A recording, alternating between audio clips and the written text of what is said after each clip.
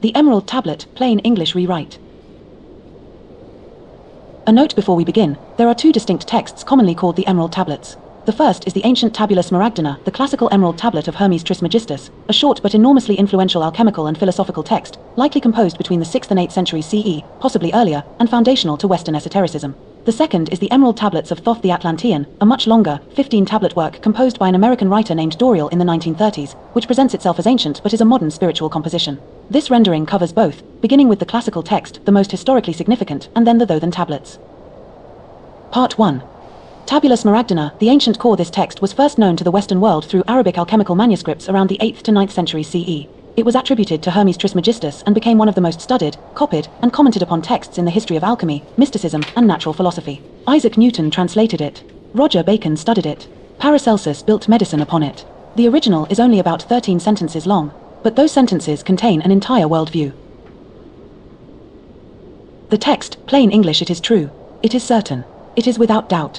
What is below is like what is above. What is above is like what is below. This is how the miracles of the one thing are accomplished. Just as all things came from the one, through the thought of the one, all things are born from this one by adaptation. Its father is the sun. Its mother is the moon. The wind carried it in its womb. The earth nursed it. This is the father of all perfection in the whole world. Its power is complete when it is turned toward the earth. Separate the earth from the fire. Separate the subtle from the dense, gently, with great skill. It rises from earth to heaven. Then it descends again to earth. And it receives the power of the things above and the things below.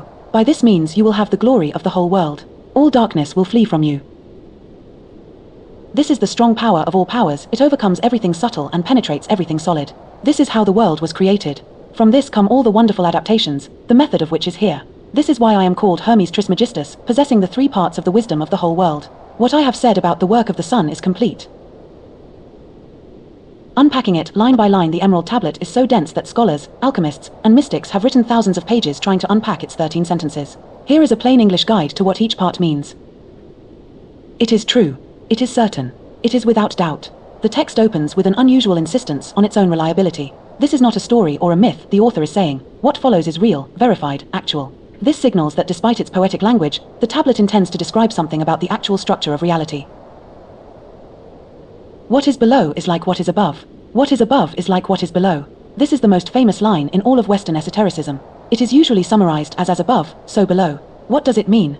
The universe has a single structure that repeats at every level. The patterns you find in the heavens you also find on Earth. The patterns you find in the cosmos you also find in the human body. The patterns you find in the atom you find in the galaxy. The macrocosm and the microcosm are mirrors of each other. This was not merely a spiritual belief, it was a working principle for alchemists, astrologers, and physicians for over 1,000 years. The stars govern the body. The body contains all the elements of the cosmos. Healing one reflects healing the other. Understanding one unlocks understanding the other. The phrase also implies, what happens in the spiritual realm is reflected in the material realm, and vice versa. Inner transformation produces outer transformation. Outer work on metals, on nature, is a mirror of inner work on the soul. This is how the miracles of the one thing are accomplished. What is the one thing? The tablet refers to a single underlying substance or principle from which everything arises. Alchemists called it by many names: the prima materia, the philosopher's stone, the universal solvent. In modern terms, you might think of it as the unified field from which all matter and energy emerge. In mystical terms, it is God, the Tao, the Absolute, the source that is prior to all distinctions. The miracles accomplished by this one thing are simply the entire existence of the universe, creation itself, the fact that anything is here at all. Its father is the sun. Its mother is the moon. The wind carried it in its womb. The earth nursed it. This is the alchemical cosmology of creation. The one thing is born from the union of opposites. Sun equals the active, masculine, spiritual principle. Fire, light, the soul, the yang, what gives life and initiates. Moon equals the passive, feminine, material principle. Water, reflection, the body, the yin, what receives and sustains. Wind, air, equals the subtle medium, the spirit moving between heaven and earth, the carrier of the formless into the formed. In many traditions, breath and spirit are the same word: pneuma in Greek, rosh in Hebrew, prana in Sanskrit. Wind carries the seed of the one thing and brings it into being.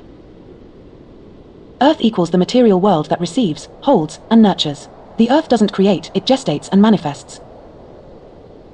Together these four, sun, moon, wind, earth, represent the four classical elements operating together to birth and sustain reality. Fire and water, air and earth, masculine and feminine, spiritual and material, active and passive, the whole universe arises from their interaction. This is the father of all perfection in the whole world. The one thing, the product of these cosmic parents, is the source of all perfection, all completion, all wholeness. This is the philosopher's stone of the alchemists, not literally a stone, but the principle of transformation and completion that, when understood and applied, perfects whatever it touches. Transforms base metal to gold. Transforms the impure soul to the pure. Its power is complete when it is turned toward the earth. This is crucial. The one thing is not only a heavenly abstraction.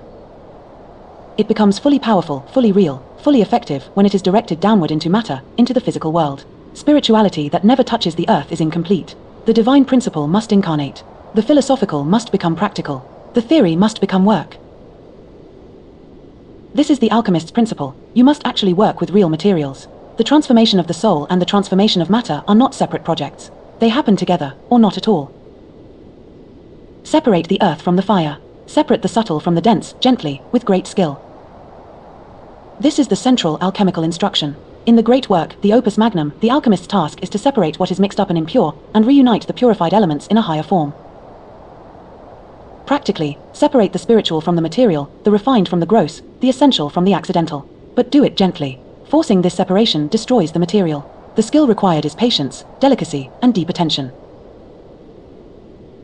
Symbolically, separate your higher nature from your lower nature. Purify each. Then reunite them at a higher level. This is inner alchemy, the transformation of the soul.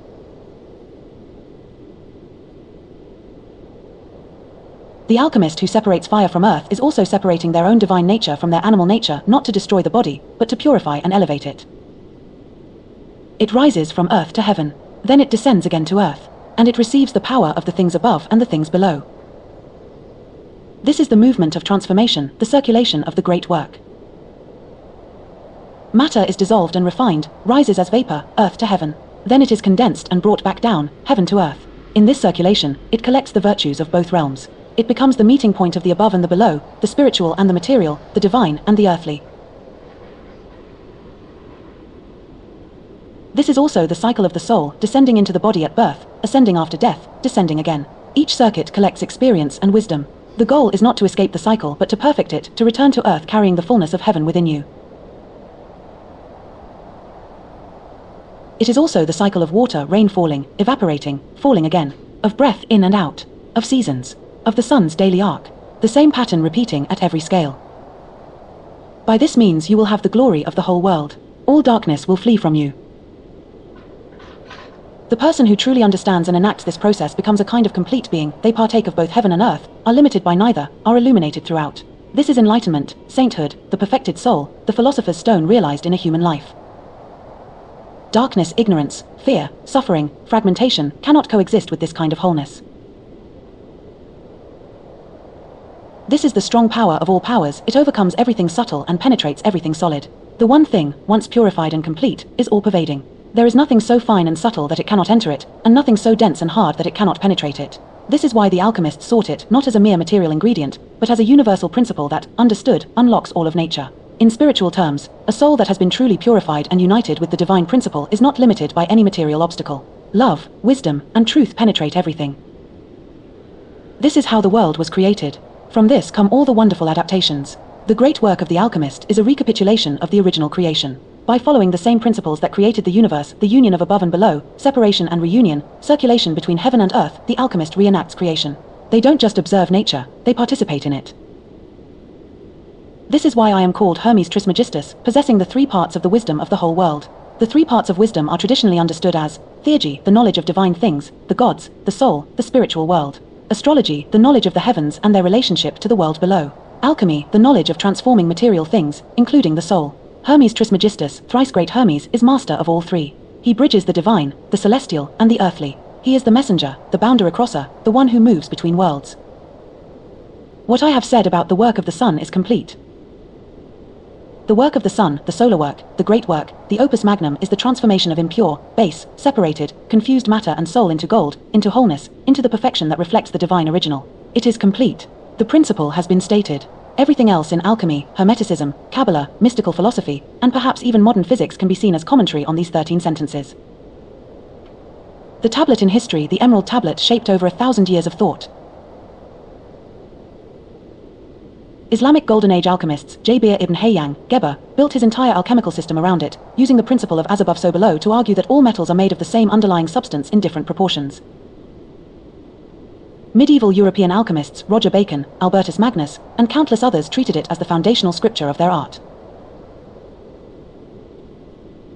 Renaissance magicians Marsilio Ficino, Pico della Mirandola, and Heinrich Cornelius Agrippa used it as the cornerstone of natural magic. Isaac Newton translated the tablet himself, kept the translation in his private papers, and spent more of his life studying alchemy than physics. The principle of universal laws, that the same law of gravity governs both an apple and a planet, has a hermetic echo.